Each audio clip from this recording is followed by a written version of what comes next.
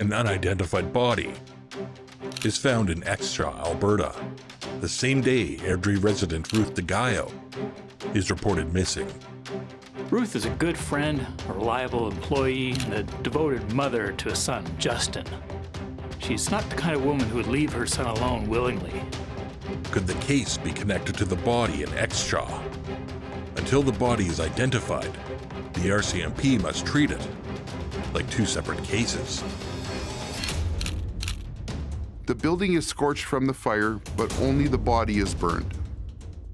There is no evidence the murder happened here, meaning this is the secondary crime scene. With no eyewitnesses, they have to rely on a few small pieces of evidence. Experts will have to rely on dental records or muscular tissue that remains on the body. While police try and find the person who could do such a horrific act, just a car ride away at the same time, a drama is unfolding that sets family and friends into a panic, trying to find their loved one. It will take nearly a decade for this vicious killer to be put behind bars and figure out just where the loved one that has gone missing actually is. The unsolved ones, we have to stand up and approach these cases in a way outside the box. Let the world know, is those out there that did commit a murder, there are people that are coming after you. There's just a lot of good people trying to do the right thing. Because it's something that you have to be passionate about. Solve this, bring some peace to the family at least. Just doing my job.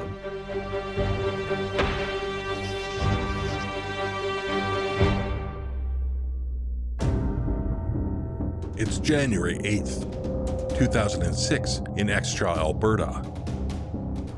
Fresh white snow covers the peaks of each mountain. It's a quiet Sunday morning. 4 people brave the cold to play a game of paintball. In order to escape the weather, the group enters a large white shack. Inside this abandoned building, they make a shocking discovery. The 4 paintballers discover a charred body. Sergeant Garth Patterson of the Airdrie RCMP and Corporal Patrick Webb of the RCMP K Division are investigating the crime scene. The fire is contained to the inside of the building. The building is scorched from the fire, but only the body is burned. Police look at how the body was positioned. There is no evidence the murder happened here. The position of the charred body suggests that the victim didn't try to escape the fire. This implies the victim died before the body was burned, meaning this is the secondary crime scene. The murder takes place at a different location known as the primary crime scene. Fire can severely alter characteristics of a body, making it difficult to determine cause of death or to identify a body. This is a big challenge for forensic scientists. Immediately after the body is found in Exshaw, the RCMP receive a missing persons report. Dwayne Redelbach, Ruth's common-law partner, tells the authorities that Ruth is missing. This early period is when people's memories are the sharpest and provide the best recollection of events. As time passes, your chances of solving the case fall dramatically. Sergeant Patterson and Corporal Webb learn about the missing persons report in Airdrie. Could this case be connected to the charred body in Exshaw? Until the body is identified, the RCMP must treat it as two separate cases. Exshaw is a hamlet near the Bow River Valley. It is 90 kilometers from downtown Calgary. Airdrie, Ruth DeGaio's residence, is 110 kilometers northeast of Exshaw. Airdrie, Alberta, is a bedroom community facing the Rocky Mountains to the west, with plenty of prairie and parkland surrounding. and lots of outdoor opportunity. It's a great place to raise a family. Ruth DeGaio lives in Airdrie with her common-law partner, Dwayne Rettelbach, and her 2-year-old son, Justin. Ruth immigrates to Canada from the Philippines in 1991. She is the daughter of a fisherman and a farmer. In 1993, she is hired to work at the records department at the Peter Lougheed Centre in Calgary. Ruth is a generous person. She's a very reliable and conscientious employee.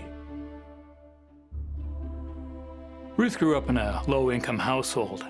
Once she gets a job, like many new immigrants to Canada, she starts sending money home to her 6 siblings. She wants them to get a higher education. It's a difficult journey for immigrants from the Philippines. They're adapting to new culture, while at the same time feeling isolated from their families. Challenges are enormous for some of the newcomers to the country. There can be language barriers. They might not understand immigration policies. They might not fully understand their rights in Canadian society.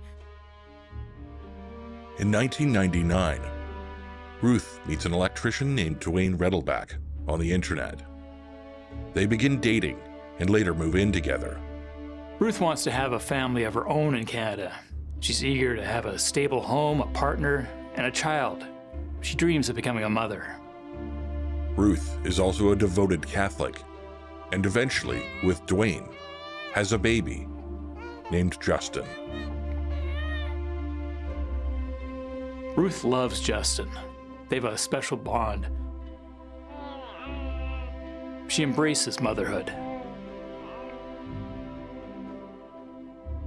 On January 8th, 2006, Ruth's co-worker, Jacqueline Paquette, waits for Ruth to pick her up.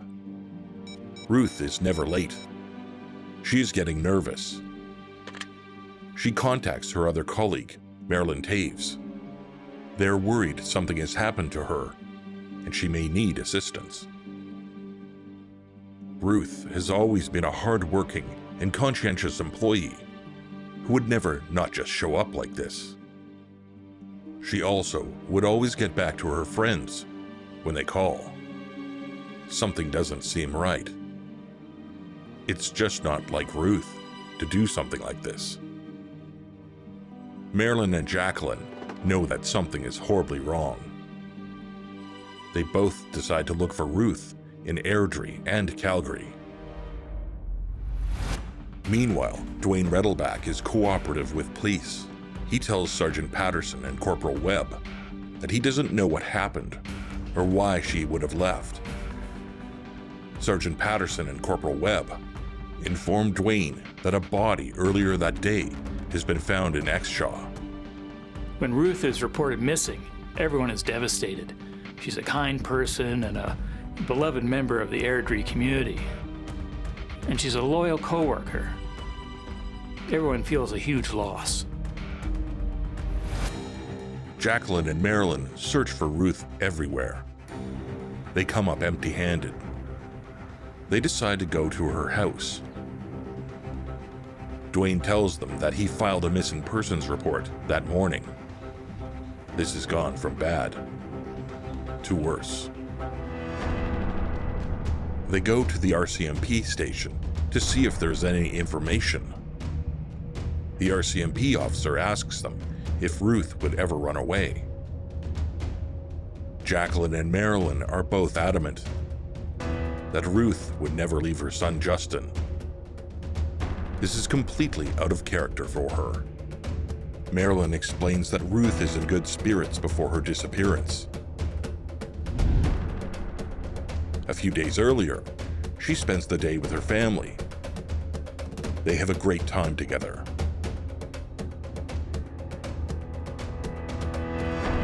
Next, Sergeant Patterson and Corporal Webb interview Justin's caregiver, Marla Wolf. Marla tells the officers that Ruth would never leave her son. She is a very devoted mother. She is also certain she would never take her own life. Marla explains that Ruth would often stop by Marla's home daycare to spend extra time with Justin and help Marla with the other children. Thelma Evangelista grew up with Ruth in the Philippines. She is the last person to see Ruth alive on January 7th, 2006. It is early January before Thelma has time to drop off Christmas presents for the family. Ruth is in a good mood before her disappearance. She tells Thelma that she's going to the mall that night with Dwayne and Justin. There's nothing unusual or out of the ordinary about Ruth's behavior. Thelma corroborates statements by Jacqueline, Marilyn, and Marla. All four women say this is out of character. Riza Fournier is Ruth's younger sister. She works as a nurse in Florida. The RCMP tell her that her sister is missing.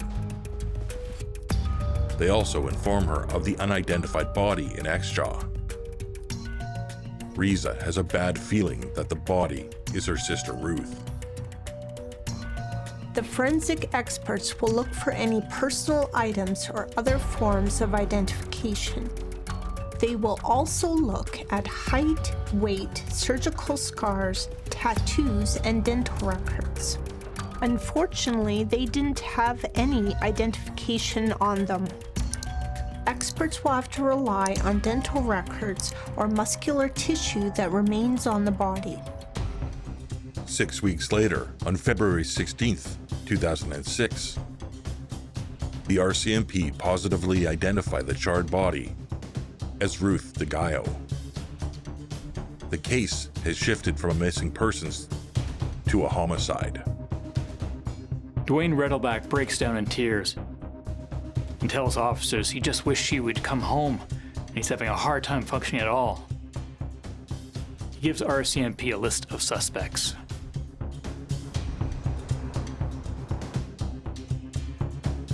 Dwayne Redelbach tells Riza that the body has been identified as Ruth. He tells her that he has given the RCMP a list of potential suspects. RCMP don't release their list of suspects to the public. They don't want to compromise the investigation. Riza, along with Ruth's friends, have a different suspect in mind.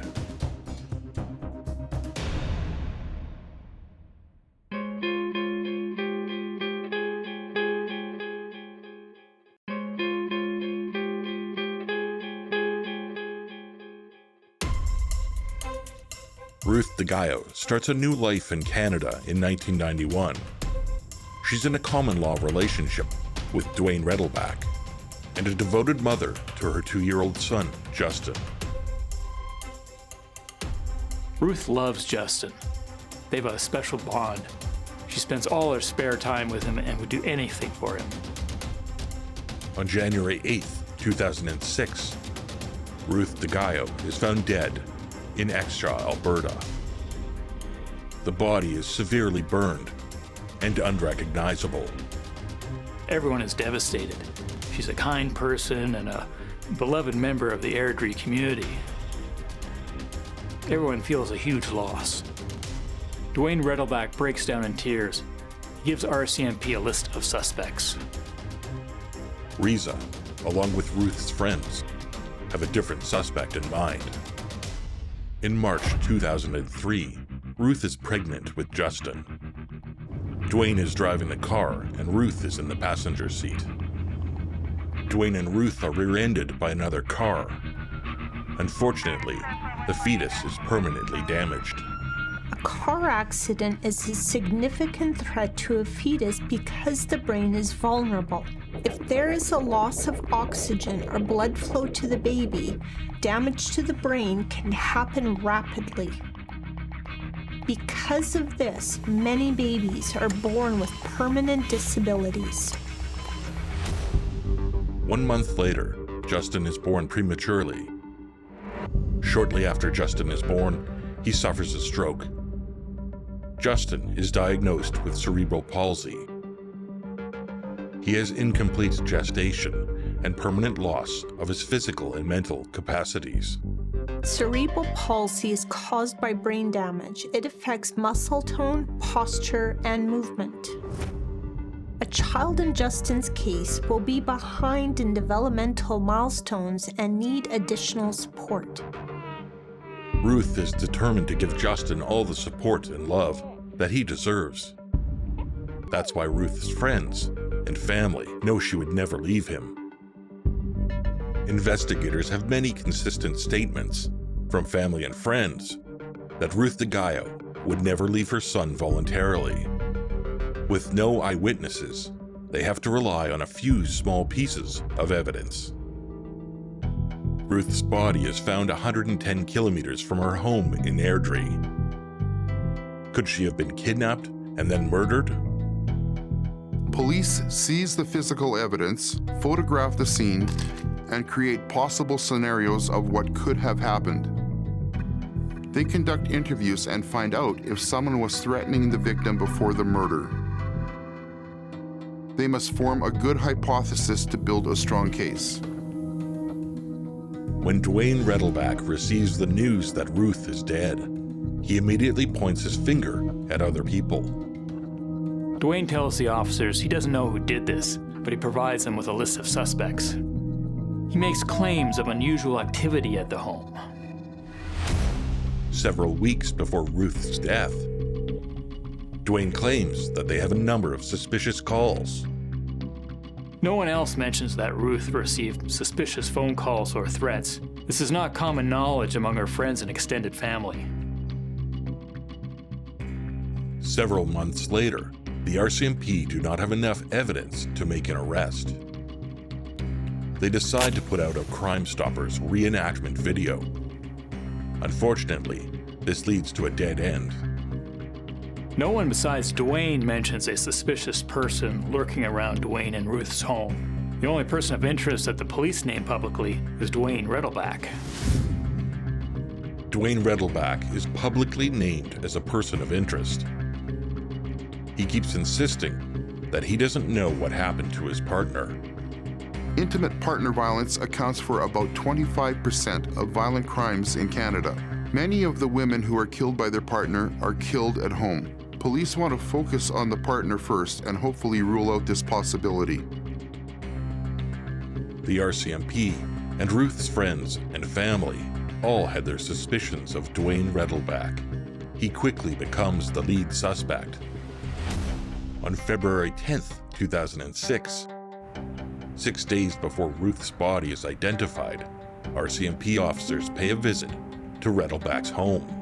The lights are on, and Dwayne's vehicle is parked out front.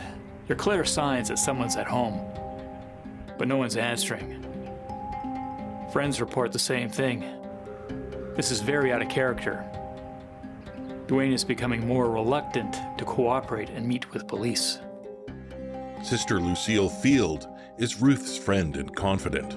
She tells the officers that before Ruth is murdered, she is in a toxic relationship with Dwayne Rettelbach. She is stuck in a cycle of domestic abuse, yet she is still committed to her relationship with Rettelbach. Ruth would often run to the next-door neighbor's house for help. In November of 2004, Ruth leaves the abusive relationship with Dwayne and escapes to a shelter for women. Domestic abuse affects everyone differently. It often occurs when one partner desires control over the other. There might be physical signs of abuse, like bruises or marks on the body. There are also emotional signs. For example, if someone becomes more distant or anxious or a change in their mood. These are some of the signs to look out for. 6 months later, Ruth returns home. She is determined to make her relationship work. She has only been back with Dwayne for 8 months, until her death. Sister Lucille labels it domestic abuse. Ruth's sister, Risa, says she fears for her sister's safety. Other friends say the relationship was rocky. It's fair to say Ruth's life is in danger. However, with no physical evidence connecting Dwayne to the murder scene, the case goes cold. Even with a documented case of domestic abuse, the Crown still needs to prove beyond a reasonable doubt that Dwayne committed the murder. This means strong physical evidence or an eyewitness. Once again, a domestic abuse case remains unsolved, and a vicious killer is still on the loose.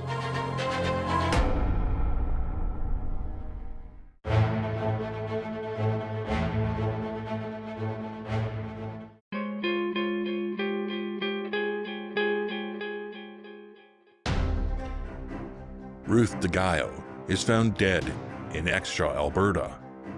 Her body is severely burned and unrecognizable.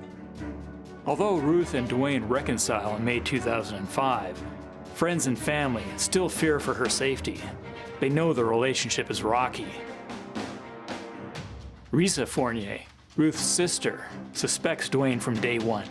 The RCMP made Dwayne Rettelbach a person of interest. There are no other strong suspects in the case. However, with no physical evidence connecting Dwayne to the murder, no eyewitnesses, or a confession, the case goes cold. There is still no justice for Ruth DeGaio. Friends and family continue to remember Ruth and honor her memory. They all pray for justice. Ruth's sister Risa always fears for her sister's safety. She has a feeling that Dwayne was behind this. Risa accuses Dwayne multiple times of killing her sister. Every time she asks him, he doesn't deny it. There's a lot of strong circumstantial evidence pointing to Dwayne Rettelbach. He's the strongest suspect RCMP have in the case. Dwayne continues to drop Justin off at Marla Wolf's home. Marla hopes Dwayne is innocent for the sake of Justin's safety. Ruth's family and friends are losing hope that this case will be solved. They don't want her to be forgotten. They want justice for their friend, mother, sister. Unfortunately, the case does go cold. Several years pass with no progress. Ruth's loved ones still have faith that there will be justice. However, it will take a fresh set of eyes to crack this case. In 2015, Inspector Stacy Talbot of the RCMP Historical Homicide Unit is assigned to Ruth's case. Inspector Talbot knows this case is complicated and challenging, but she is determined to solve it. There is no DNA evidence found near the body, no weapon or sign of anyone suspicious at the crime scene. In 2006, Dwayne Rettelbach provides officers with a list of potential suspects. This list never materializes into anything. The RCMP only publicly named Dwayne as a person of interest. He also claims that the couple receives numerous suspicious calls, yet this tip doesn't lead anywhere. The RCMP also issue a Crime Stoppers reenactment video, but it is unsuccessful in solving the murder. As the investigation continues, Dwayne Rettelbach is less cooperative with the police. Ruth is caught in a cycle of domestic abuse with Dwayne. Friends and family fear he's violent. All signs are pointing to Dwayne Rettelbach. Ruth leaves Dwayne in November 2004. She has only been back with him for less than 8 months before her death. Women are more likely to be killed by an intimate partner than any other person. When someone is stuck in a cycle of abuse, they're often unable to leave completely. Ruth is incredibly important to a lot of people. Ruth's family want justice, they want answers. Risa Fournier, Ruth's sister, states, Ruth taught me to be brave. My family will suffer this loss and pain for the rest of our lives. Only a heart so dark, so ruthless, so evil could do that. If Inspector Talbot wants to catch Dwayne Rettelbach, she must get creative.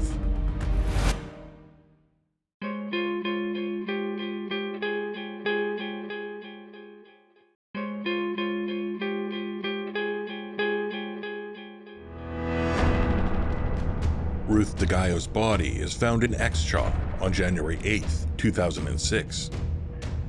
Everyone is devastated. She's a kind person and a beloved member of the Airdrie community. Everyone feels a huge loss. Riza accuses Rettelbach numerous times of killing her sister. She has a feeling that he is behind this. Ruth is caught in a cycle of domestic abuse with Dwayne. Friends and family fear he's violent. Ruth would often run to the neighbor's house for help. It's fair to say Ruth's life is in danger. All signs are pointing to Dwayne Rettelbach.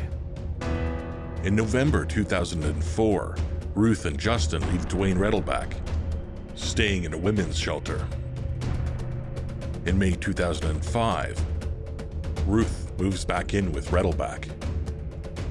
Investigators have a strong suspicion that Rettelbach is the murderer. However, there is no physical evidence or eyewitnesses connecting him to the crime. In order to catch this killer, Inspector Talbot and her team get creative. They initiate a sting operation, something known as a Mr. Big operation. A Mr. Big operation is a technique used to seek a confession from the suspect in a crime. The officers will create a series of fictitious circumstances and work very hard to establish a relationship and gain the trust and befriend the suspect. The officers need to uncover details that connect the suspect to the crime, and they need to hear details that only the killer would know. Often, operations like this require officers to be available for extended periods of time. When a call comes, they need to be able to answer. Answering a phone call in the middle of the night can be simple, but operations like this can be complicated and require lots of resources. Rettelbach is an electrician, so the RCMP decide to create a fake job for him. The officers are looking to exact a confession from this person, and to do that, they first need to establish trust, and they also have to have some sort of carrot. So they will put situations to the suspect whereby there will be a financial gain. They can join part of a gang, an organized crime group, if they confess to a crime, because we need to know what their past is. Rettelbach accepts the position. It can take months or even years to elicit that confession or a piece of information that can solve a case. It's a simple fact that bringing people to justice can be very costly at times. The biggest risk with Mr. Big operation is that it can lead to a false confession that can then lead to a wrongful conviction. Officers must be very careful to get a confession that is admissible in court. The RCMP create 40 scenarios to build trust with Rettelbach. Each scenario brings them a step closer to a confession. The undercover officers work very hard to build that relationship with the suspect. They learn about the suspect. They need to create scenarios that that person, that individual, will respond to. Eventually, the RCMP want to orchestrate a scenario whereby the suspect is going to ask for our help. They either want to advance in the organization or some other reward, and they need our help to do that. But to do that, the suspect needs to disclose their dark past. They need to tell us about an offense they've committed in the past.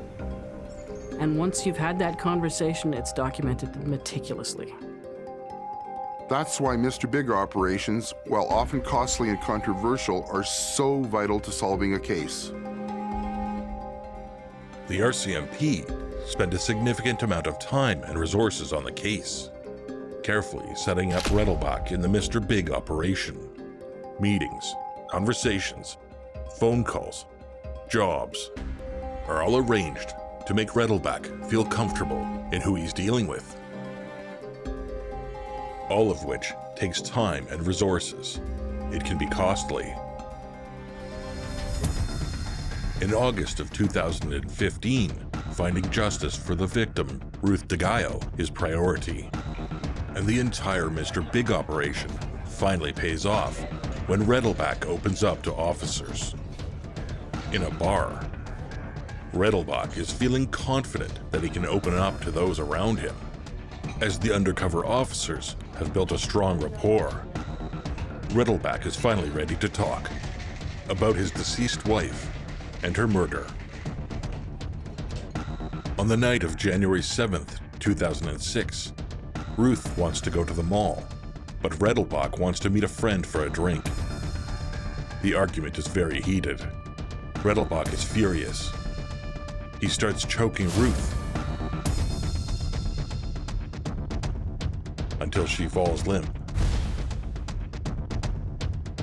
He ties a rope around her neck and holds his hand over her mouth until she stops breathing. Rettelbach ties up her arms and legs and places her body inside a garbage bag. Then he places the garbage bag inside a suitcase.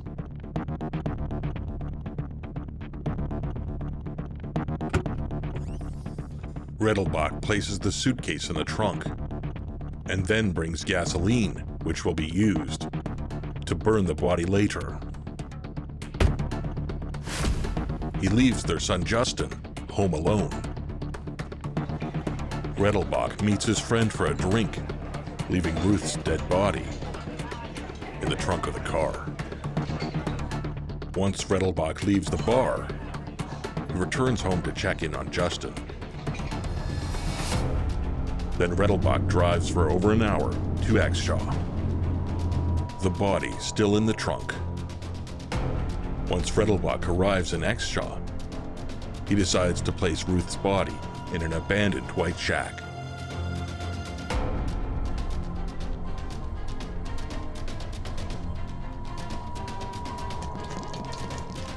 He pours gasoline on the body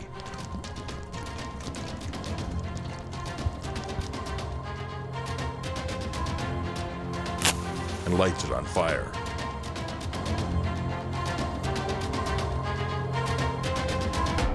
Rettelbach decides to cover his tracks. Once he is home, he gets rid of his shoes and tires.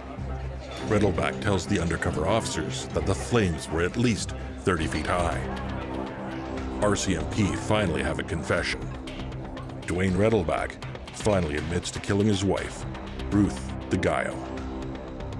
A judge has to look at the reliability of the confession. Does the evidence connect with the confession? Does it describe details only the killer would know? If the confession checks these boxes, the judge will accept it. Dwayne never fully explains or justifies his actions. The mindset of a murderer can be varied.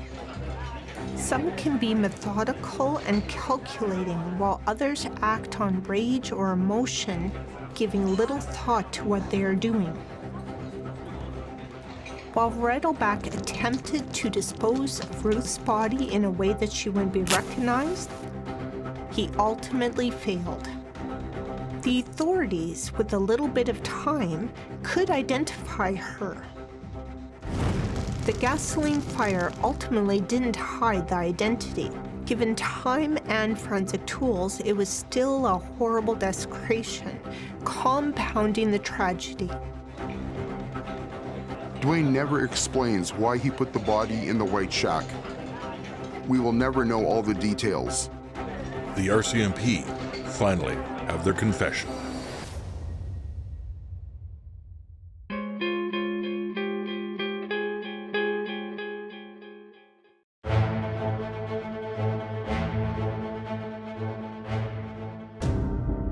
Ruth DeGaio starts a new life in Canada in 1991.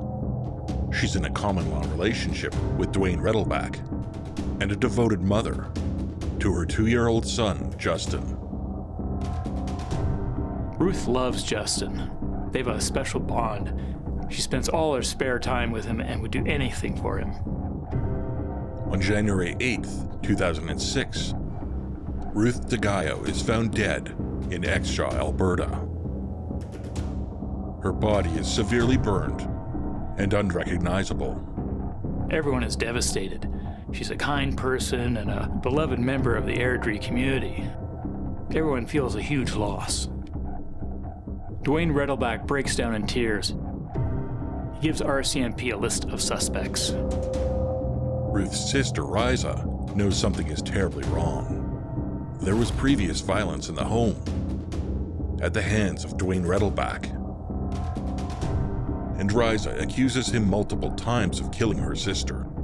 Although Ruth and Dwayne reconcile in May 2005, friends and family still fear for her safety. They know the relationship is rocky. The RCMP made Dwayne Rettelbach a person of interest. There are no other strong suspects in the case. However, there is no physical evidence or eyewitnesses connecting him to the crime. The RCMP has spent years on the case, suspecting that Rettelbach is the killer. So they set up a Mr. Big operation, in hopes that he will finally let the truth slip. After months of the operation, Rettelbach is finally confident that he can trust those around him. Rettelbach is finally ready to talk about his deceased wife and her murder. Dwayne Rettelbach admits to killing his wife, Ruth DeGaio.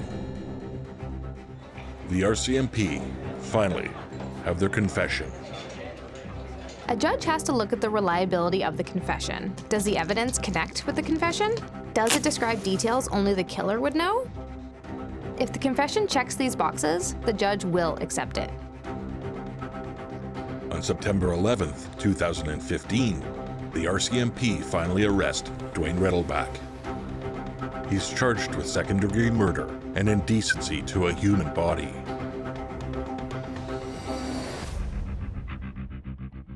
Everyone is relieved when Dwayne Rettelbach is arrested. They didn't think this day would come. A huge weight is lifted. We don't know why Dwayne took Ruth's body to the shack in Exshaw. The strongest theory is that he hopes the body will be burned beyond recognition and never identified. The body is dumped far away from their home, so perhaps police wouldn't connect the murder with Ruth. That way, Ruth's disappearance will always remain a mystery and he won't be implicated. Dwayne Rettelbach makes his first appearance on September 14th at the Calgary Provincial Court. Crown Attorney Jim Sawa brings the confession into evidence. He tells Judge Mike Dinkle that the charges are second-degree murder and indecency to a human body. The Crown recommends a life sentence for Rettelbach. Rettelbach's attorneys Balfour Durr and Gillian Williamson recommend a lighter sentence for a first-time offender. The case is adjourned until October. In August of 2016, Dwayne Rettelbach's defense attorney tries to have Dwayne released. Dwayne is a first-time offender. She hopes the court will give him leniency. Dwayne Rettelbach may be a first-time offender, but his crime is so horrendous. He poses a threat to society. The court denies Rettelbach's release. He is to remain in jail.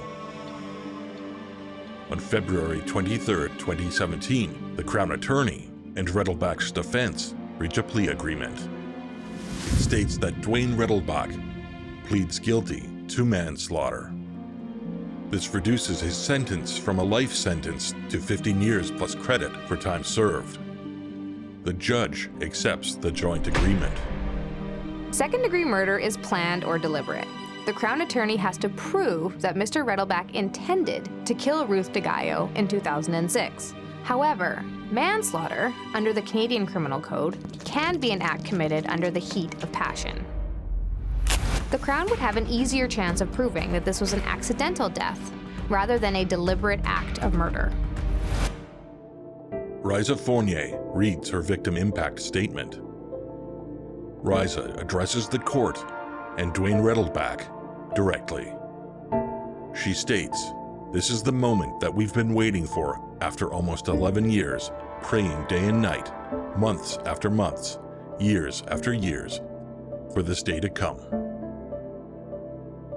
Dwayne Rettelbach commits a brutally violent and senseless crime. He also moves Ruth's body and burns it, which makes it difficult to identify her and determine a cause of death. He prevents her friends and family from having any closure. More importantly, he robs his own son of his mother. The judge speaks to the court. She states that Rettelbach must serve at least half of his sentence before he can be eligible for parole. If Dwayne Rettelbach is found guilty of first-degree murder, he would face a life sentence. He would eventually be eligible for parole, but since this is a domestic violence case, it would have taken a long time. Ruth DeGaio, like so many other immigrants to Canada, was just trying to make a better life for herself, as well as being a loving and caring mother for her son, Justin. Dwayne Rettelbach was part of that life, until that relationship took a very dark turn. Ruth was unable to escape domestic abuse, but the efforts by investigators, at the very least, brought Rettelbach to justice. Officers are human too. Whether responding to a domestic abuse situation or even a crime scene involving murder, it still affects us personally. Ruth was a mother and a friend. She didn't deserve to be abused and murdered. So when tragic situations like the murder of Ruth DeGaio occur, it's imperative that a message is sent and justice is served. That's why Mr. Big operations, while often costly and controversial, are so vital to solving a case. Dwayne Rettelbach is now serving his 15-year sentence in an Alberta jail. Justin is now 19 and living between the Philippines and Florida with Riza. If it hadn't been for Inspector Stacy Talbot and her dedicated team at the Historical Homicide Unit, using a Mr. Big scenario, the case would never have been solved. A step forward for all victims of domestic abuse and intimate partner crimes across Canada.